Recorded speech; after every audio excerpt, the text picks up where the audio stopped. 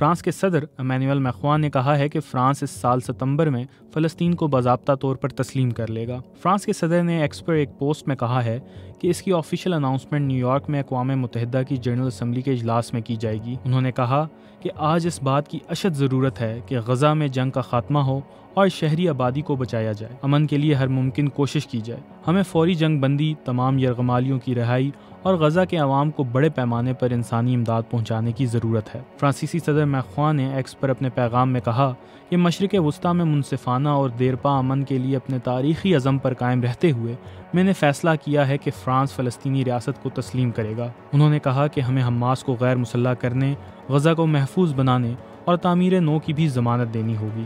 Immanuel Macron نے فلسطینی صدر محمود عباس کو ایک خط بھی بھیجا ہے جس میں انہوں نے فلسطینی ریاست کو تسلیم کرنے کے اپنے فیصلے کی تصدیق کی ہے۔ فرانسیسی خبر رساں ادارے AFP کے مطابق میخواں کے اعلان پر رد عمل دیتے ہوئے محمود عباس کے نائب حسین الشیخ نے کہا کہ فرانس کا یہ فیصلہ بین الاقوامی قوانین کے مطابق فلسطینی عوام کے حق خود ارادیت اور ہماری آزاد ریاست کے قیام کی حمایت کی عکاسی کرتا ہے۔ دوسری جانب اسرائیلی وزیر اعظم بنیامین نیتن یاہو نے ایکس پر ایک پوسٹ میں لکھا کہ ہم صدر میخواں کے فلسطینی ریاست کو تسلیم کرنے کے فیصلے کی شدید مذمت کرتے ہیں۔ ان کا مزید کہنا تھا کہ ان حالات میں ایک فلسطینی ریاست اسرائیل کو ختم کرنے کے لیے لانچ پیڈ ہوگی، نہ کہ اس کے ساتھ امن سے رہنے کے لیے۔